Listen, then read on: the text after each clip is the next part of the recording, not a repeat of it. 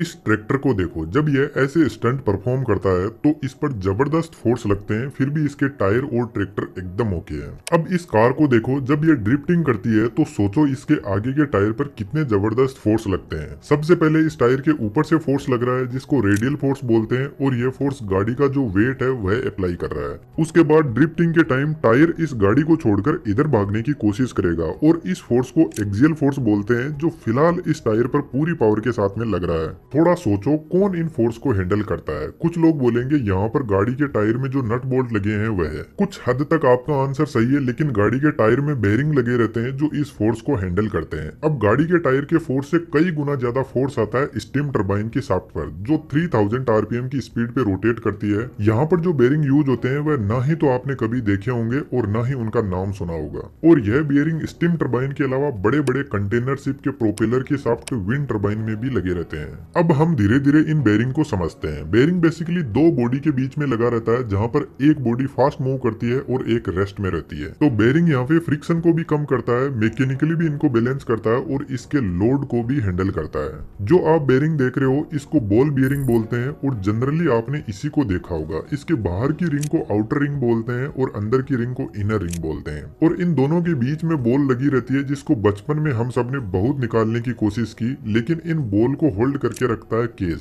ताकि बॉल आपस में एक दूसरे से ना टकराए। यहाँ पर एज ए लुब्रिकेंट ग्रीस को यूज में लिया जाता है, जो फिर से फ्रिक्शन को ही रिड्यूस करता है। Mostly ball bearing high carbon chromium steel के बने होते हैं। यहाँ पर दोनों ही रिंग के बीच में बॉल को आगे बढ़ाने के लिए रास्ता बना रहता है, जिनको ग्रूव बोलते हैं। इनर रिंग के अंदर शाफ्ट को सेट किया जाता है, जो शाफ्ट के साथ में रोटेट करती है, और आउटर रिंग फिक्स होती है। इस टाइप के बेरिंग ऊपर से आ रहे फोर्स को हैंडल करते हैं, जिनको रेडियल फोर्स बोलते हैं, और यह लो मेंटेनेंस बेरिंग होते हैं और लॉन्ग टाइम तक चलते हैं। इससे थोड़ा आगे बढ़े तो यह बेरिंग रेडियल फोर्स भी हैंडल कर सकते हैं, बस थोड़े से यहाँ पर बदलाव करने होंगे। यहाँ पर आउटर रिंग और इनर रिंग को स्लाइटली एक एंगल पर सेट कर दिया जाता है, इसलिए इनको एंगुलर कॉन्टेक्ट बॉल बेरिंग भी बोलते हैं। ऊपर से आ रहे रेडियल फोर्स को तो यह हैंडल कर ही लेगा, लेकिन साइड में आ रहे एक्सियल फोर्स को भी यहाँ पर रिंग के अंदर कुछ एंगल बने रहते हैं, जो बॉल को बेरिंग से बाहर नहीं जाने देंगे।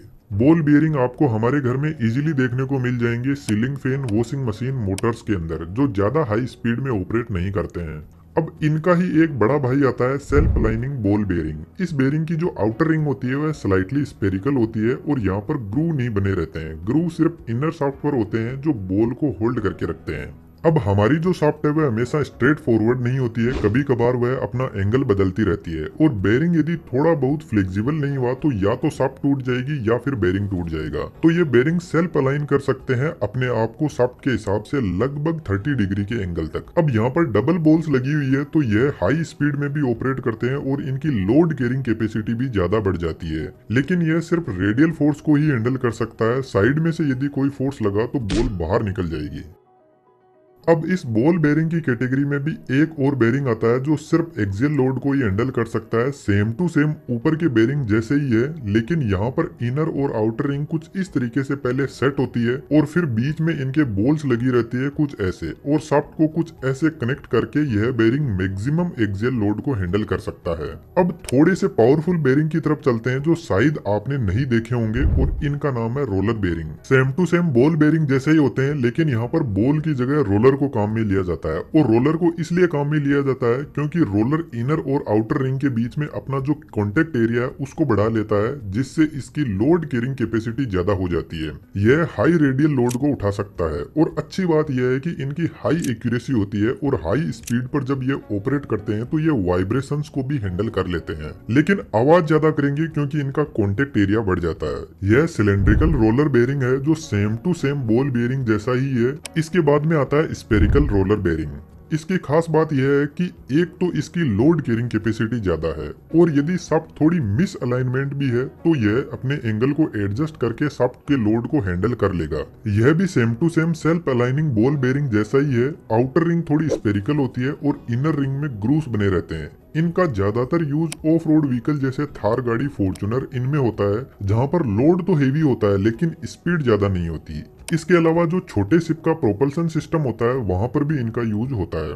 यहाँ पर थ्रस्ट रोलर बियरिंग भी होता है, जो एक्सियल लोड को हैंडल करने के लिए होता है, जो सेम टू सेम अभी ऊपर एक बॉल बियरिंग देखा था उसी के जैसे काम करता है। अब रोलर बेरिंग की फैमिली से एक और बेरिंग आता है थोड़ा अलग टाइप का, जिसको टेपर्ड रोलर बेरिंग बोलते हैं। इसमें inner ring outer ring same to same ऊपर के जितने भी बेरिंग है उनके जैसे ही होती है, लेकिन एक तो यह जो रिंग होती है वह टेपर्ड शेप में होती है। इधर से इसकी रेडियस ज्यादा है लेकिन इधर से थोड़ी कम है। सेकंड थिंग, इसमें जो रोलर लगे रहते हैं वह भी टेपर्ड शेप में ही होते हैं। अब इनके शेप से ही आपको अंदाजा लग जाएगा कि यह रेडियल फोर्स को तो हैंडल करते ही है, लेकिन यह एक्सियल फोर्स को भी बहुत शानदार तरीके से हैंडल कर सकते हैं। क्योंकि इधर से इसकी रेडियस कम है तो जो भी फोर्स आएगा यह टेपर्ड शेप उसको होल्ड कर लेगा। तो अभी आपने जो कार देखी थी जिसके पास में स्पीड भी अच्छी है और ड्रिफ्टिंग के टाइम पर रेडियल और एक्सियल फोर्स दोनों अवेलेबल रहते हैं और यह बेरिंग इन दोनों फोर्स को अच्छे से हैंडल कर लेता है। इसके अलावा कंस्ट्रक्शन के जो हेवी इक्विपमेंट होते हैं उनमें भी इसका यूज होता है। गियर बॉक्स में यूज होता है, ट्रेन के अंदर जो ट्रैक्शन मोटर लगी रहती है उसमें भी यूज होता है। एयरप्लेन का जो लैंडिंग गियर होता है उसमें भी यह लगा रहता है, क्योंकि एयरप्लेन के लैंडिंग गियर में एक्सियल और रेडियल फोर्स बहुत ज्यादा हाई पावर के साथ में लगते हैं। नेक्स्ट जो बेरिंग है इनको बोलते हैं needle roller bearing.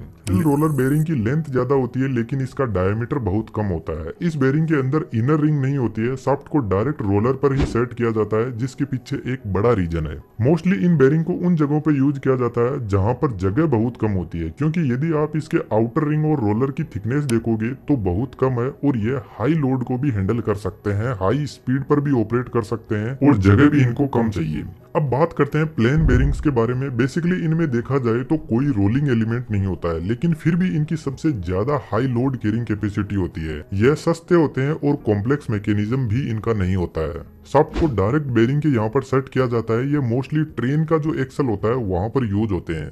Normal size के स्टीम टरबाइन में लगे रहते हैं। एग्रीकल्चर मशीनरी जैसे ट्रैक्टर, प्लाऊ, हार्वेस्टर में भी यूज होता है। बुलडोजर, क्रेन में भी ये लगे रहते हैं और शिप के प्रोपल्सन सिस्टम में भी इनका यूज होता है। लेकिन इसमें लुब्रिकेशन देने के लिए रेगुलर ऊपर से ऑयल की सप्लाई की जाती है। प्लेन बेरिंग की कैटेगरी में ही कुछ और बेरिंग आते हैं जैसे बुश बेरिंग। इनका नाम आपने सुना होगा। ज्यादातर आप जब पानी के सबमर्सिबल पंप ठीक करवाते हो तो मैकेनिक आपको बोलता है इनके बुश खराब हो गए हैं, तो वह बस और कुछ भी नहीं होता है, यह प्लेन बेरिंग ही होते हैं।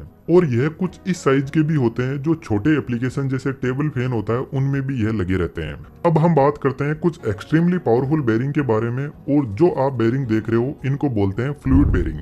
जो हेवी स्टीम टरबाइन होते हैं वह काफी हाई स्पीड में रोटेट करते हैं और हाई स्पीड की वजह से वहां पर वाइब्रेशंस जनरेट होते हैं, तो फिर उनको मैकेनिकली बैलेंस करना एक चैलेंज बन जाता है और वहां पर यूज होते हैं फ्लूइड बेरिंग। बेसिकली इनमें भी कोई भी रोटेटिंग पार्ट नहीं होता है। यहाँ पर पैड लगे रहते हैं जिन पर शाफ्ट को सेट किया जाता है। इन पैड के बीच में नोजल लगे रहते हैं जो रेगुलरली ऑयल को स्प्रे करते हैं। अब इन नोजल में ऑयल को दो तरीके से भेजा जा सकता है। एक तो आप बेरिंग को ऑयल से भर दो और यही ऑयल लुब्रिकेशन प्रोवाइड करवाता रहेगा। इस टाइप के बेरिंग हाइड्रोडायनामिक बेरिंग की कैटेगरी में आते हैं। और दूसरा तरीका है हम एक अलग सेपरेट मोटर की हेल्प से यहाँ पर हाई प्रेशर से ऑयल भेजते हैं, जिनको हाइड्रोस्टेटिक बेरिंग बोलते हैं। लेकिन इनकी कुछ खास बात और ही है। जब यहाँ पे लगी हुई शाफ्ट हाई स्पीड में रोटेट करने लग जाती है तो यहाँ पर शाफ्ट इन पेड को टच नहीं करती है। शाफ्ट और पेड के बीच में ऑयल आ जाता है और शाफ्ट थोड़ी सी ऊपर उठ जाती है। अब यहाँ पर शाफ्ट बहुत ज्यादा हेवी रहती है तो यह शाफ्ट को ज्यादा नहीं उठा पाता, लेकिन हाई स्पीड की वजह से थोड़ा सा यह पेड़ से ऊपर उड़ जाता है। आपको पता है ऑयल की विस्कोसिटी ज्यादा होती है, तो जो ऑयल के पार्टिकल शाफ्ट से चिपके हुए हैं वह तो शाफ्ट की स्पीड में ही रोटेट करने की कोशिश करेंगे, लेकिन शाफ्ट से जो थोड़े से दूर है वह शाफ्ट के बराबर तो रोटेट नहीं कर पाएंगे, लेकिन फिर भी कोशिश करेंगे रोटेट करने की, क्योंकि जो शाफ्ट के टच हो रहे हैं पार्टिकल वह इनको भी अपने साथ में ले जाने की कोशिश करेंगे, लेकिन इतनी ज्यादा एनर्जी ट्रांसफर नहीं कर पाएंगे। इस तरीके से जो थर्ड लेयर के पार्टिकल होंगे वह थोड़ा और कम स्पीड में रोटेट करेंगे। तो यह जो पार्टिकल्स की लेयर बन रही है शाफ्ट के चारों तरफ यह पेड़ और शाफ्ट के बीच में आ जाएंगे और शाफ्ट को ऊपर उठा देंगे। तो स्टीम टरबाइन की स्पीड ज्यादा होती है और हमें फ्रिक्शन को मेंटेन करना बहुत ज्यादा जरूरी है। तो यह बेरिंग फ्रिक्शन को एज मच एज रिड्यूस कर देते हैं और हाई स्पीड की वजह से जो वाइब्रेशंस जनरेट होते हैं उनको भी यह इजीली कंट्रोल कर लेते हैं। अब हमारा लास्ट बेरिंग बचा है जो आज के टाइम की एक नई टेक्नोलॉजी है और इनको मैग्नेटिक बेरिंग बोलते हैं। यदि सिंपल लैंग्वेज में समझाऊं तो जैसे दो मैग्नेट है और उनके सेम पोल एक दूसरे से रिपेल करेंगे और इसी का फायदा हम उठाते हैं। शाफ्ट के ऊपर हम मैग्नेट के पोल सेट कर देते हैं और साइड में बाहर की जो आउटर रिंग है वहां पर भी मैग्नेट के पोल सेट कर देते हैं कुछ इस टाइप से। यहाँ पर यह दोनों पोल एक दूसरे से रिपेल कर रहे हैं तो शाफ्ट ऊपर उड़ जाएगी और यह दोनों पोल एक दूसरे को अट्रैक्ट कर रहे हैं तो शाफ्ट रोटेट भी करेगी। इसको मैग्नेटिक लेविटेशन बोलते हैं। बातें इनके और भी बहुत ज्यादा बेनिफिट है जिनको किसी सेपरेट वीडियो में हम डिटेल से समझेंगे, लेकिन फिलहाल जो मैग्नेटिक बेयरिंग होते हैं उनको मैकेनिकल बेयरिंग का भी सपोर्ट हमें देना पड़ता है, क्योंकि जब तक शाफ्ट स्पीड में नहीं चलेगी तब तक शाफ्ट लेविटेट नहीं कर पाएगी और इस टाइम पर हमें मैकेनिकल सपोर्ट देना बहुत जरूरी है। तो यहाँ पर हमने इंडस्ट्री के ऑलमोस्ट सभी टाइप के बेयरिंग के बारे में बात कर ली है। फिर भी आपको कोई पता हो तो जरूर से कमेंट बॉक्स में लिखना।